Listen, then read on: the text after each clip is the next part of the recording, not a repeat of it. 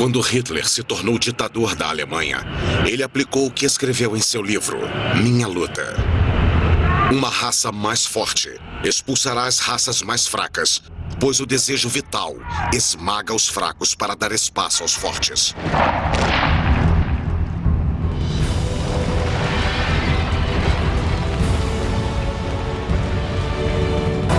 Como Hitler conseguiu tomar o poder e se tornar o líder supremo, o Führer?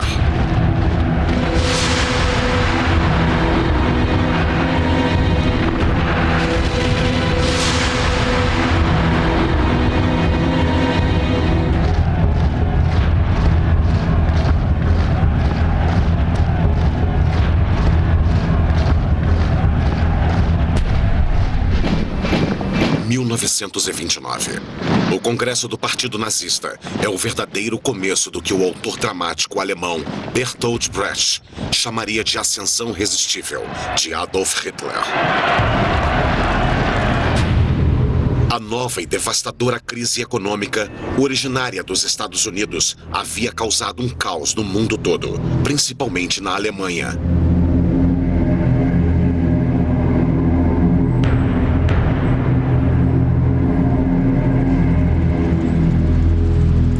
Uma após a outra, as fábricas fecharam as portas e o número de desempregados alcançou 6 milhões de pessoas.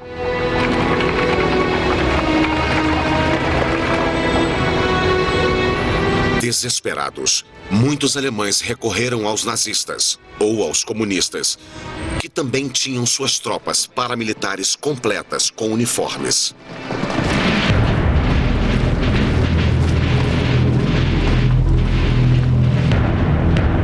Comunistas e nazistas se enfrentaram violentamente em todas as eleições que se seguiram.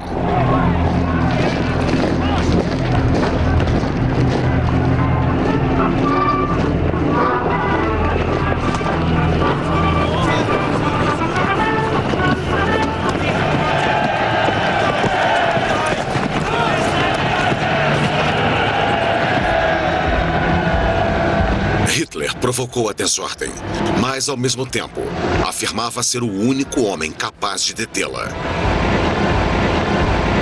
Essa tática de chantagem provou ser eficiente. Hitler trouxe os donos de pequenos negócios e de propriedades para sua causa, denunciando a ameaça da praga vermelha.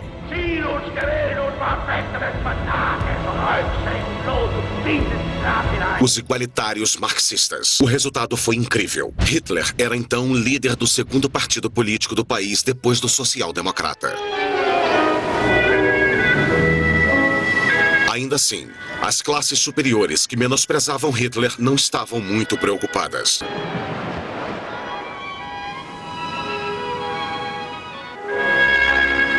Stefan Zweig escreveu: para eles o poder sempre esteve reservado para os barões, os príncipes e para aqueles com educação universitária. Nada cegou os intelectuais alemães tanto quanto o orgulho de sua cultura.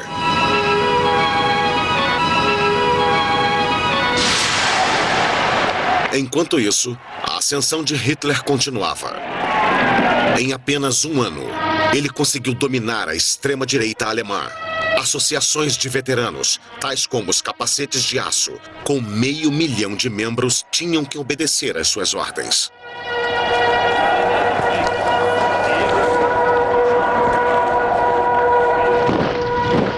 Por trás de sua postura de dominância, Hitler havia acabado de sair de um escândalo que poderia tê-lo arruinado. Boatos de um drama pessoal circulavam na imprensa. Ele tinha uma paixão secreta por sua própria sobrinha, Jelly Roubal, de 23 anos. Ele a amava irracional e possessivamente. Ela havia acabado de cometer suicídio. Estava vivendo com o tio no apartamento dele em Munique e confidenciou a uma amiga: meu tio é um monstro. Ninguém nunca poderia imaginar o que ele exige de mim. Ela queria deixá-lo, mas estava morta. A imprensa lançou uma campanha contra Hitler, acusando-o de perversão sexual e até de ter assassinado Jelly. Extremamente deprimido, Hitler ameaçou se matar também. Sua comitiva preocupada decidiu agir. Seu fotógrafo, Heinrich Hoffmann, apresentou Hitler a uma de suas secretárias. Ela lembrava Jelly. O nome dela era Eva Braun. Era uma moça experiente e tinha as qualificações necessárias. Ela ficou encantada pela popularidade do líder do partido nazista. Hitler faria dela a sua amante. Ele se declarava solteiro, casado somente com a Alemanha, para ganhar a empatia das eleitoras femininas. Ao lado dela, Hitler recuperou sua agressividade como animal político em uma época em que o fim do mandato do presidente alemão Hindenburg estava se aproximando. Hitler se candidatou para sucedê-lo em 1932. 10 anos depois de sua tentativa de golpe e prisão, Hitler estava prestes a se tornar presidente da Alemanha. Os alemães foram submetidos a uma intensiva campanha feita com pôsteres. O chefe da propaganda nazista Joseph Goebbels idealizou uma campanha ultramoderna para a eleição usando aviões, uma novidade na Europa. O maior avião comercial da época foi fornecido pelo diretor das linhas aéreas Lufthansa, que não se opunha à oportunidade de fazer propaganda de graça.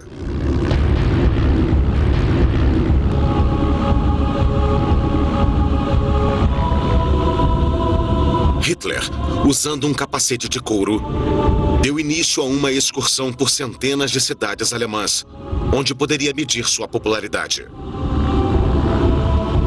Seu piloto, Hans Bauer, relembrou: decolávamos em qualquer tipo de clima, até durante tempestades. Cancelar um comício estava fora de questão. As pessoas acabaram perdendo o medo de voar. A conclusão de Hans Bauer foi que Hitler contribuiu para a expansão do tráfego aéreo. Goebbels inventou o slogan: o Führer sobre a Alemanha. Ele fabricou o mito de Hitler como o salvador supremo durante essas campanhas aéreas, cuidadosamente filmadas e depois exibidas por todo o país.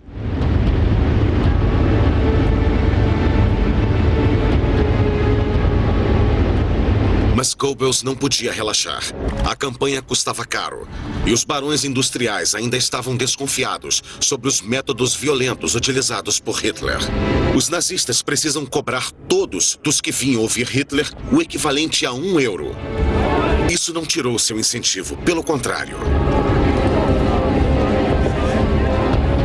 Uma testemunha, Von Spaun, descreveu sua reação. De repente senti os olhos de Hitler sobre mim e isso me afetou pelo resto da minha vida.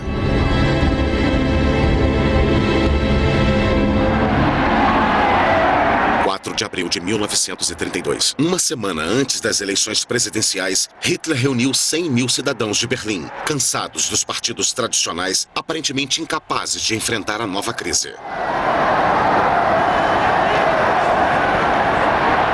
Rita Rudiger, de 20 anos, estava entre a multidão. Não consigo explicar o estado em que aquela situação de desemprego nos deixou. Realmente achamos que Hitler sozinho poderia nos tirar daquela miséria. Sie reden nicht von den Zehntausenden, die Jahr für Jahr den Gashahn aufdrehen, nicht weil es ihnen zu gut geht. Com seu discurso pseudo-social, Hitler se tornou um sério candidato à presidência. A imprensa passou por um período de atividade irrestrita. Na direita, Hitler era visto como protótipo de um aventureiro político. Na esquerda, os insultos eram mais pessoais. Hitler era descrito como homossexual, um trapaceiro louco, um charlatão vaidoso, um tirano de fachada com seu chicote de couro.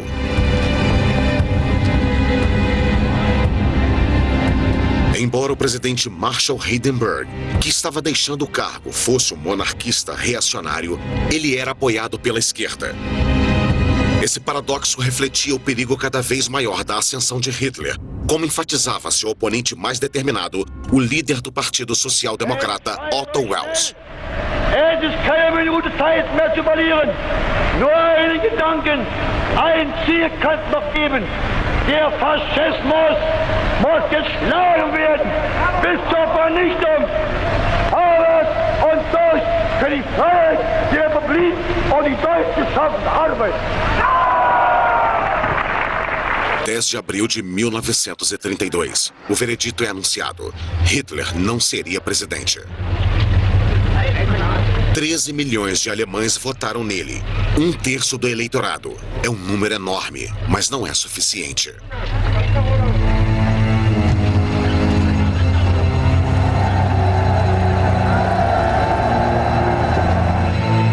Hindenburg, reeleito graças aos sociais-democratas, quer se libertar da dependência que tem deles.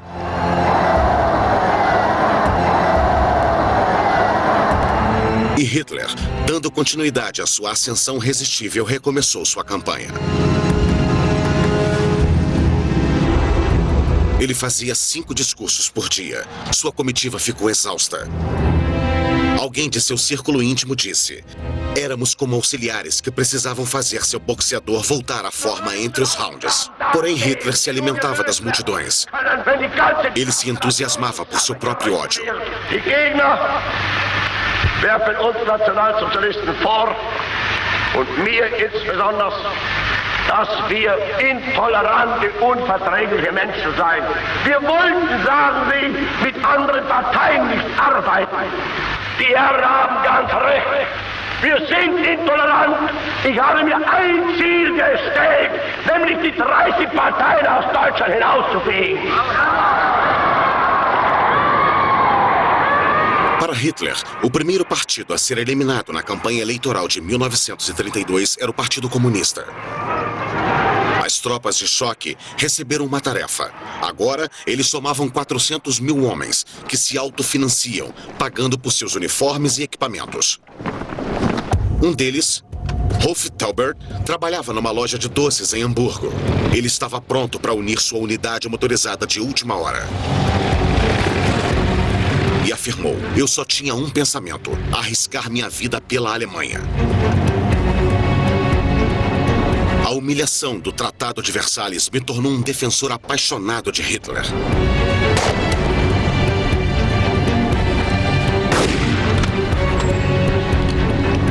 Havia companheirismo, solidariedade e orgulho no uso do uniforme.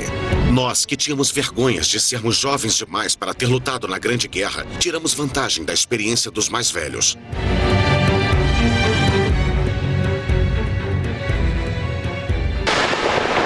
Julho de 1932, o verão sangrento da campanha eleitoral.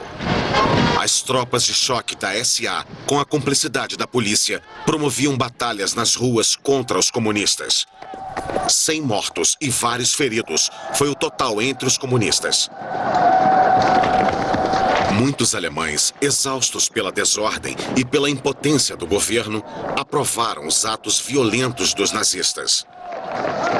O resultado foram 230 nazistas eleitos para o parlamento. Hitler se tornou o líder do partido político mais forte do país. Julho de 1932. O poder estava em seu alcance pela primeira vez. Porém, a euforia logo deu lugar à frustração. O presidente Hindenburg se recusou a nomeá-lo seu chanceler, chefe do governo. Ele disse a Hitler: perante Deus, minha consciência e a minha terra natal, não posso entregar o poder a um partido tão intolerante quanto o seu.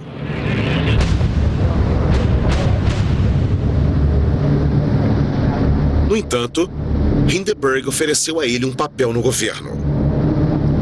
Mas Hitler não se considerava um político comum à procura de um cargo ministerial. Ele queria todo o poder para estabelecer um Estado totalitário. Em poucas semanas, Goebbels, o chefe do vasto grupo parlamentar nazista, obteve sucesso em paralisar a administração democrática. Nenhuma maioria podia ser formada.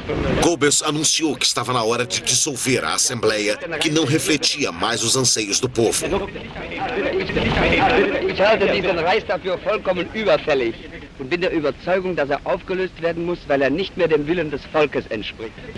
Era preciso convocar uma nova eleição, a terceira em um ano. Ela aconteceria em novembro. Ele via essa eleição como uma chance de avançar.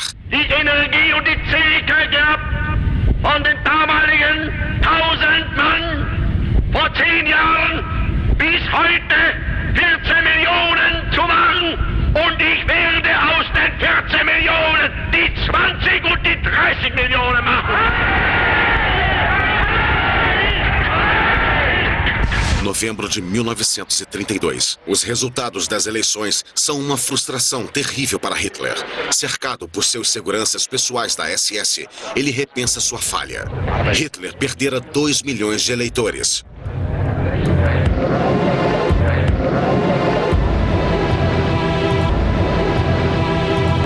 Goebbels disse: tivemos um contratempo.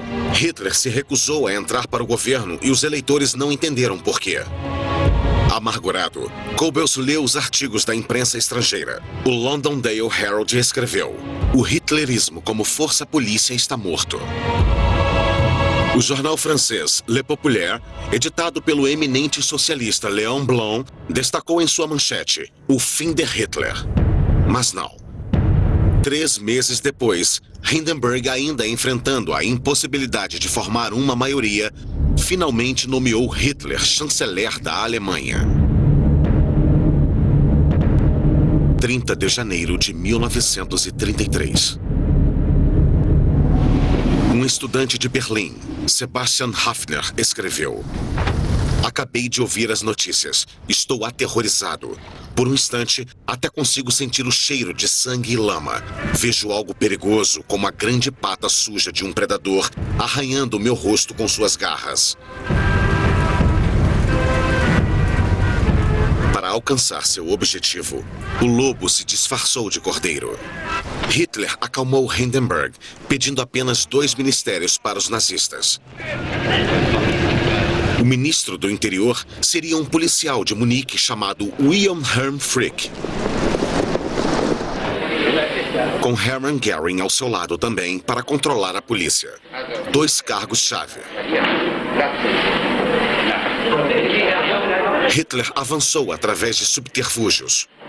Seu objetivo era mostrar que os ministérios mais importantes haviam sido dados a conservadores. Franz von Papen, um ex-chanceler, e ao homem forte da extrema-direita, Alfred Hudenberg, ministro da Economia e Agricultura, um linha dura, agressivo e autoritário. Hitler chamou seu governo de Gabinete da Concentração Nacional, para fazê-lo soar como uma coalizão nacionalista em vez de um governo predominantemente nazista. Esse corpo reacionário acreditava que podia controlar Hitler.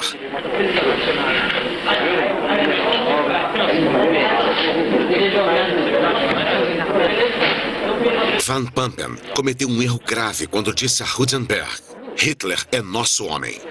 E Hudenberg respondeu: vamos fiscalizá-lo. Nessa mesma noite, dia 30 de janeiro de 1933, em Berlim e em todas as outras grandes cidades alemãs, Goebbels organizou um desfile à luz de tochas com um grupo veterano dos capacetes de aço, a SS, e de forma destacada as tropas de choque da SA.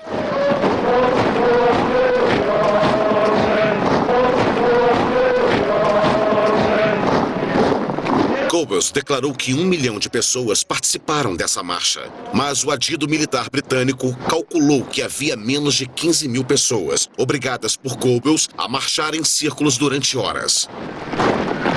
Elas passaram embaixo da janela do presidente Hindenburg, na época com 85 anos, que, acreditando estar na Verdun de 1916, disse à sua enfermeira: nossos homens estão marchando bem, eles fizeram vários prisioneiros.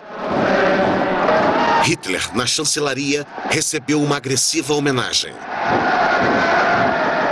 Louise Solmitz, uma professora de Berlim, disse: o clima era de embriaguez sem vinho. E adicionou: ouvi pessoas gritando: morte aos judeus. O sangue dos judeus jorrará pelo movimento das facas. Goebbels concluiu: é como um conto de fadas. 10 de fevereiro de 1933. No Palácio de Esportes de Berlim, Hitler fez seu primeiro discurso como chanceler.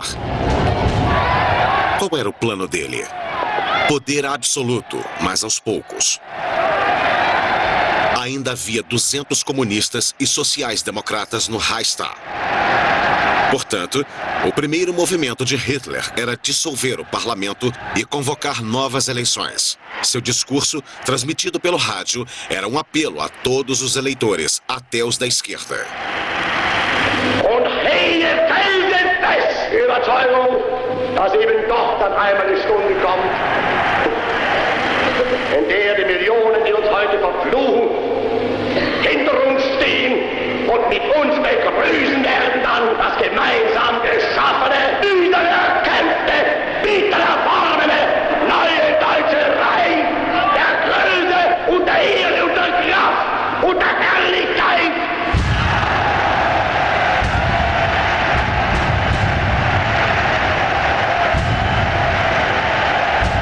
Com esse discurso relativamente conciliatório, Hitler continuou a avançar usando uma máscara. Goebbels, porém, queria esclarecer as coisas retornando à base, o antissemitismo e a violência como base para o eleitor nazista.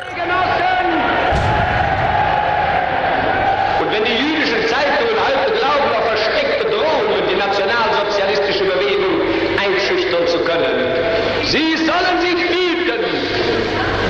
Einmal wird unsere Geduld zu Ende sein und dann wird den Juden das freche Lügenmaul gestopft werden.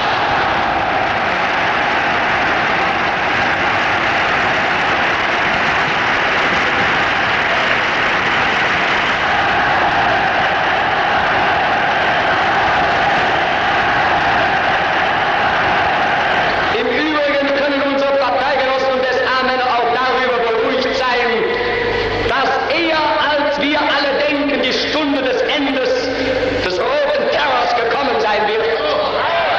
Und wir werden den Herren vom Karl-Liebknecht-Haus bald Töne beibringen, die sie noch niemals vernommen haben.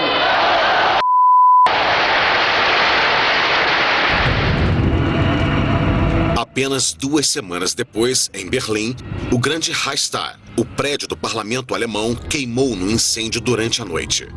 Não sobrou nada desse poderoso símbolo da democracia alemã.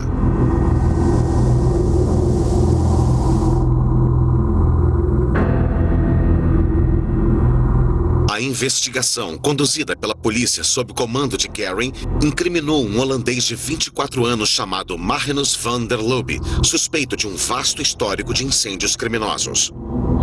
Rapidamente considerado culpado, ele foi para a guilhotina. Quem lucraria com esse crime? Os nazistas. Hitler e Göring levantaram o fantasma de um plano vermelho.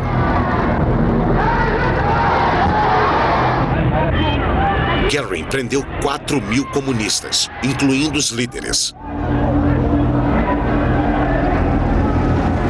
Mas o Partido Comunista ainda não era considerado ilegal, pois Hitler desejava manter a aparência da legalidade até as eleições legislativas que ele esperava que consolidassem seu poder.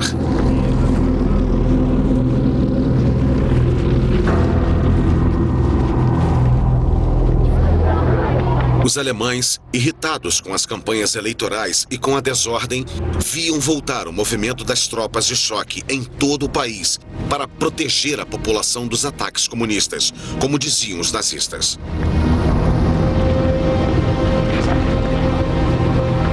As tropas de choque, então armadas, foram classificadas como auxiliares dos policiais. Em toda a Alemanha, as tropas assumiram posições em frente aos quartéis dos partidos esquerdistas e dos sindicatos dos trabalhadores. Mais Mais uma vez, eles fomentariam a violência enquanto Hitler continuava a jogar o baralho eleitoral para garantir que o presidente Hindenburg ficasse cada vez mais exausto.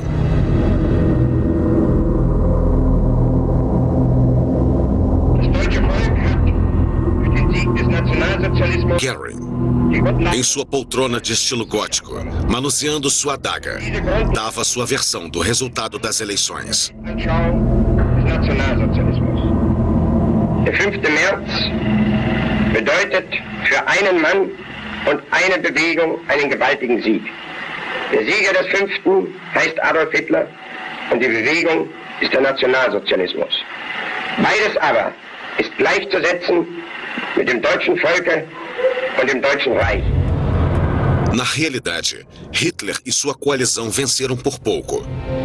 Mesmo com toda a sua propaganda e a intimidação feita pela SA, Hitler não conseguiu impedir que os comunistas obtivessem 12% dos votos.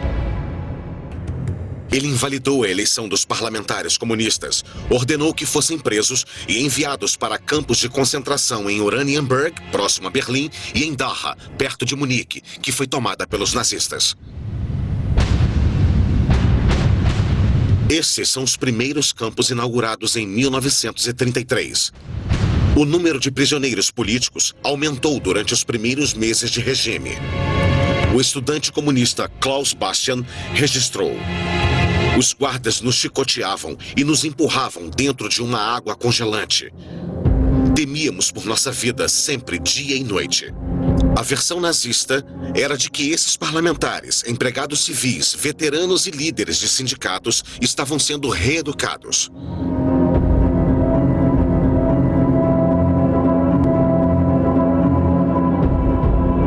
A sinistra sombra da ditadura se espalhava sobre a Alemanha.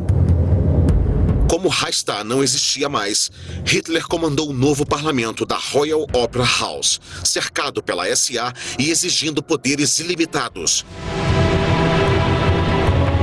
Os membros comunistas foram expulsos, a maioria mandada para campos de concentração. Os 94 democratas sociais restantes tomaram coragem para votar contra Hitler. Eles também seriam presos e mandados para os campos, ou forçados a fugir do país. 441 membros, desde a extrema-direita até o centro católico, ouviram o longo e incoerente discurso de Hitler, cuja intenção era sustentar as ilusões do povo. Como sempre, ele prometeu o mundo, o fim do desemprego, alívio para fazendeiros e camponeses, respeito pela lei e, acima de tudo, paz. A Assembleia votou por seu próprio fim, dando a Hitler o poder total por 4 anos.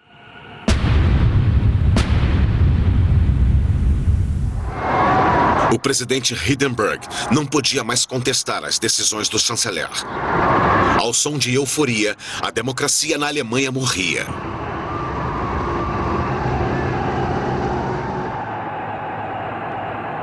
O fato de Hitler, cujo poder era baseado no antissemitismo, ter passado a liderar um dos países mais avançados do mundo, em termos industriais, era visto como uma ameaça. No mundo todo, manifestações anti-Hitler como esta, em Nova York, protestavam contra sua crueldade. Seu obscurantismo e sua atitude antissemita. Todos pediam um boicote mundial contra produtos alemães. Para dissuadi-los, Hitler ordenou um boicote de um dia às lojas de donos judeus na Alemanha, o que deveria soar como um aviso.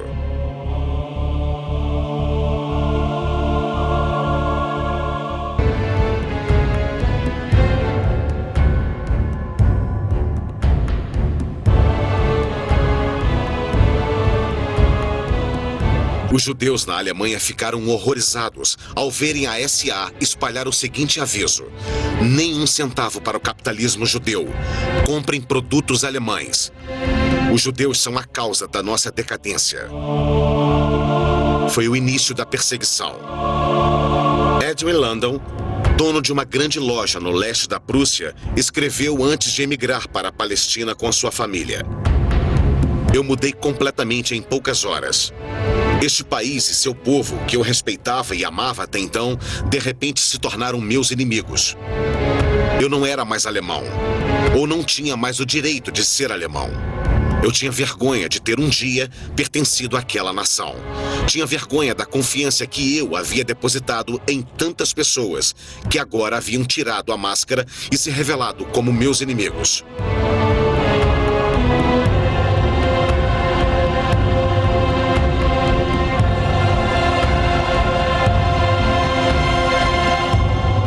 O antissemitismo havia contaminado as universidades.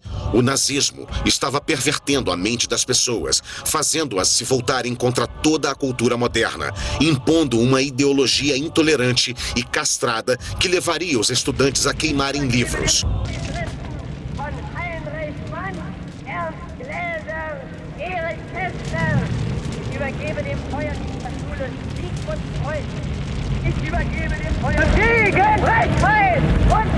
O líder socialista francês Léon Blum escreveu: era necessário que na Alemanha comunistas e sociais-democratas lutassem juntos. Os sociais-democratas estavam dispostos a isso, mas, para os comunistas, Moscou já havia dado suas ordens. Nenhuma aliança com sociais-democratas descritos como sócio-traidores.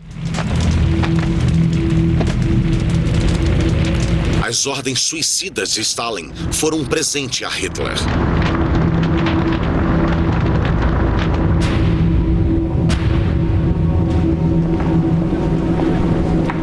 Ele anulou os sindicatos e tornou ilegal o Partido Social Democrata.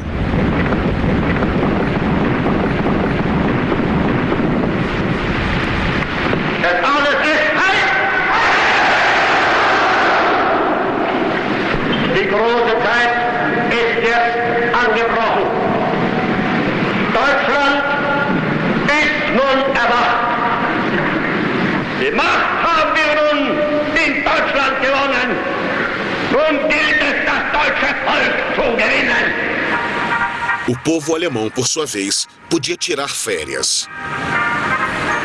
O henceforth, o partido nazista, era o único partido legal. Seus slogans antissemitas não pareciam abalar muita gente.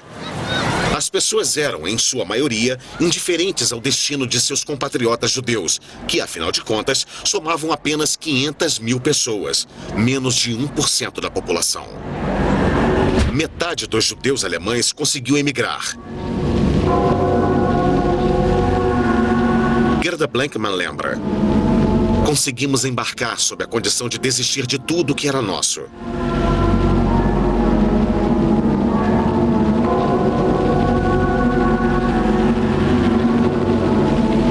Os judeus alemães mais pobres não conseguiram sair do país. Eles foram deportados para os guetos do leste e depois exterminados nos campos de concentração.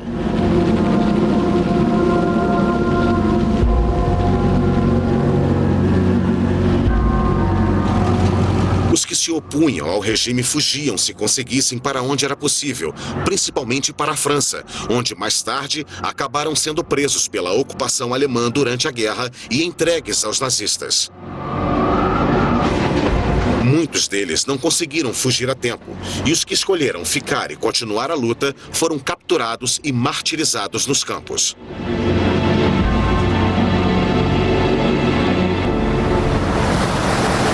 A maioria dos alemães aceitou o regime totalitário.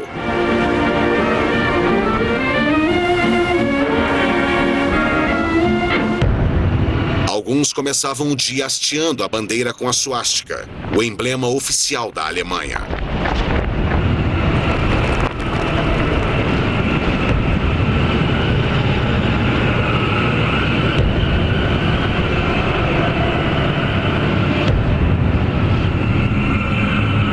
Outros, já que Hitler havia calado a imprensa, liam apenas jornais nazistas.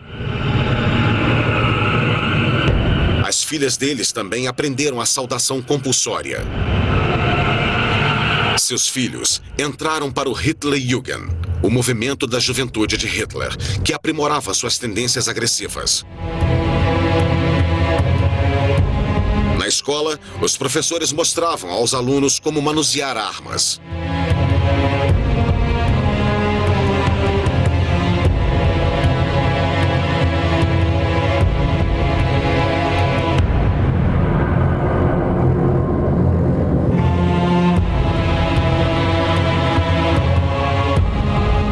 Os professores tinham que usar exemplos realistas sancionados pelos nazistas nas aulas de matemática, tais como: quanto custa um aluno?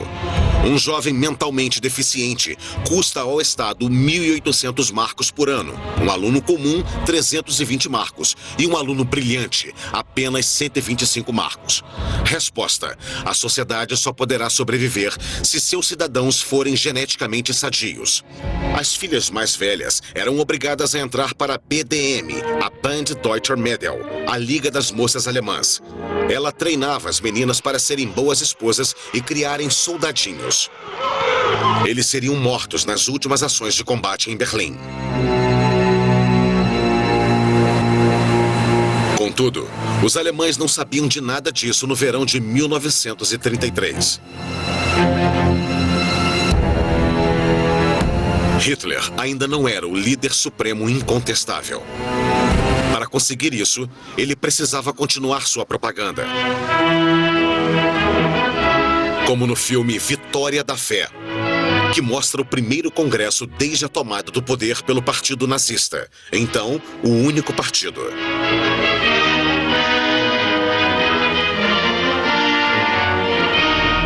Hitler estava fascinado pelo talento da jovem diretora Leni Riefenstahl, que o encantava com sua energia e beleza.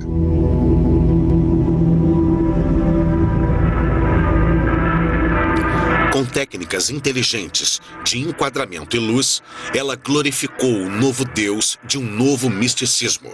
O misticismo da raça, do líder, do poder e de seus defensores, como o mais leal dos leais, Rudolf Höss, um dos autores das leis anti-judeus, como Joseph Goebbels, com quem a propaganda se tornou um importante ministério, como Hermann Göring, que ressuscitou a aviação alemã, e como Ernst Röhm, chefe de um bando de fanáticos, as tropas de choque. Nada levava a suspeitar que esse filme seria proibido um ano depois. Porque Röhm, mesmo tendo sido cúmplice de Hitler desde o fracassado golpe de 1923, seria denunciado como traidor. Talvez porque ele fosse próximo demais a Hitler, ou porque a SA fosse grande demais. Uma força capaz de rivalizar o exército. Para ganhar o apoio do exército, Hitler os deixou no mesmo nível da SA e eliminou Röhm.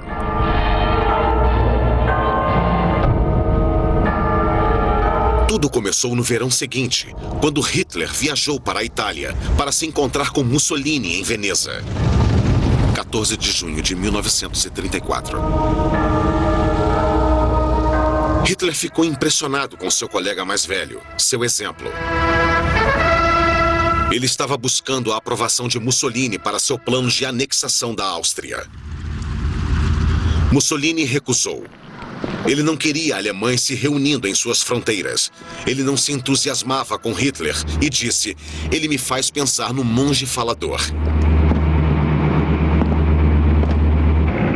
Ele o levou para dar um passeio em Veneza, começando sutilmente com sua frota de navios de guerra, já que Hitler não tinha nenhuma força naval. Hitler retornou a Berlim mortificado. Ele então entendeu que não conseguiria dar continuidade a seus planos até que reorganizasse as forças armadas.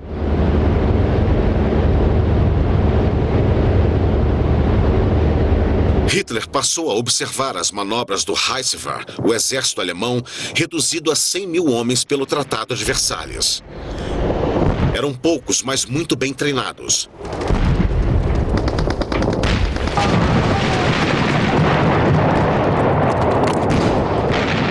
Hitler sabia que para guerrear, ele precisava de generais, almirantes, oficiais competentes, estrategistas e especialistas treinados. Sua promessa sempre foi a de libertar o exército da camisa de força de Versalhes e restaurar suas tropas e o poder de suas armas. Mas os generais queriam mais, em especial, se livrarem de Homme e de suas tropas de choque que estavam em posição de suplantar o exército.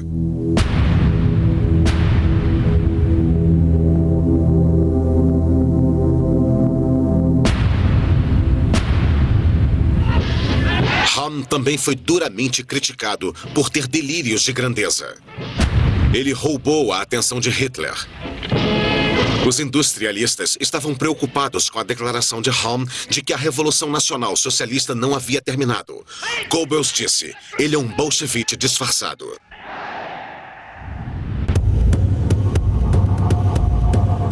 Eles foram parceiros no crime durante 15 anos, mas a decisão do Führer era firme. Eliminar Homme sob o pretexto de que ele havia planejado um golpe de Estado. Hitler escolheu seus executores. Himmler, chefe da SS. Heydrich, líder da Gestapo. Sepp Dietrich, um ex-açougueiro que liderava os guarda-costas do Führer. Entre os dias 30 de junho e 2 de julho de 1934, um período que Hitler chamava de Noite das Facas Longas, a SS assassinou Homme, outros possíveis oponentes e testemunhas do passado de Hitler.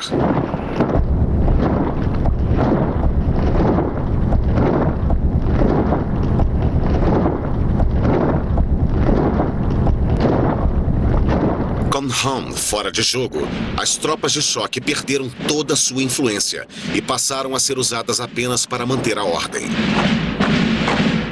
O exército e os barões industriais estavam satisfeitos, e Sepp Dietrich foi promovido a general da SS. Quando Leni Riefenstahl dirigiu seu filme seguinte, Triunfo da Vontade, no Congresso do Partido Nazista de 1934, apenas os uniformes pretos da SS eram vistos marchando atrás de Himmler.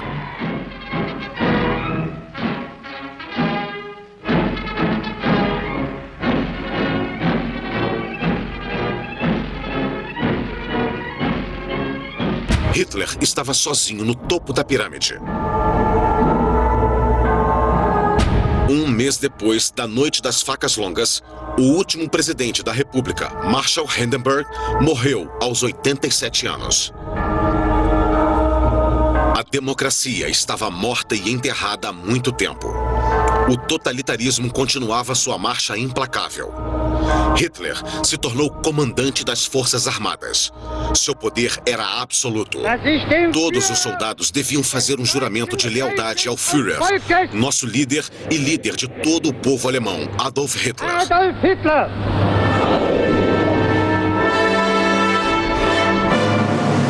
Eyehart.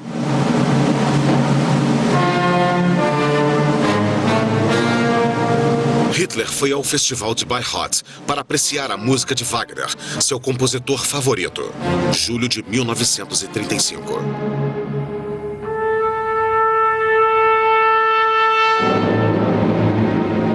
A nora do compositor, Winifred Wagner, que o apoiou durante seu difícil começo, passou a saudá-lo como mestre da Alemanha.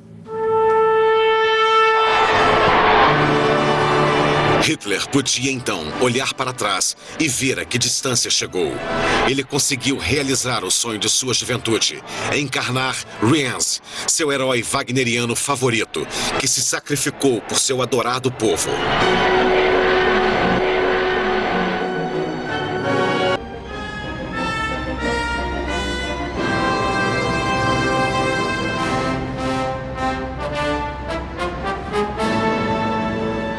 Hitler primeiro se apropriou do sucesso da República de Weimar, com as famosas rodovias que se tornaram parte do mostruário do regime nazista.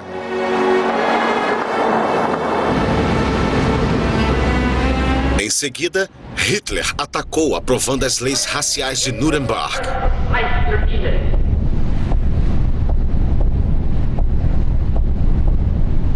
Ele queimou sinagogas no massacre de Kristallnacht, um prelúdio para a solução final.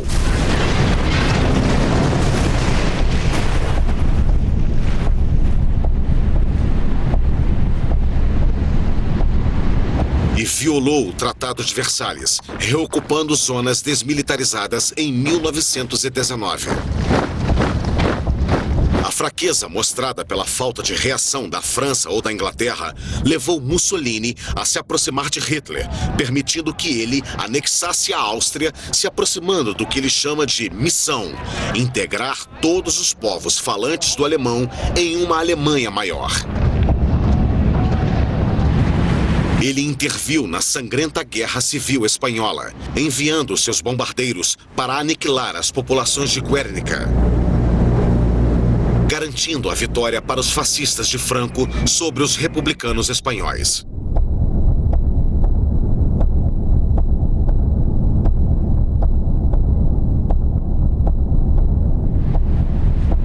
Hitler sonhava com um grande exército, como o de Napoleão, que ele liderou até Moscou. Ao mesmo tempo que proclama seu desejo por paz. Wir wollen einst ein Reich sehen und ihr müsst euch schon dafür erziehen. Wir wollen, dass dieses Volk einst gehorsam ist und ihr müsst euch in den Gehorsam üben. Wir wollen, dass dieses Volk einst friedliebend und aber auch tapfer ist und ihr müsst friedfertig sein.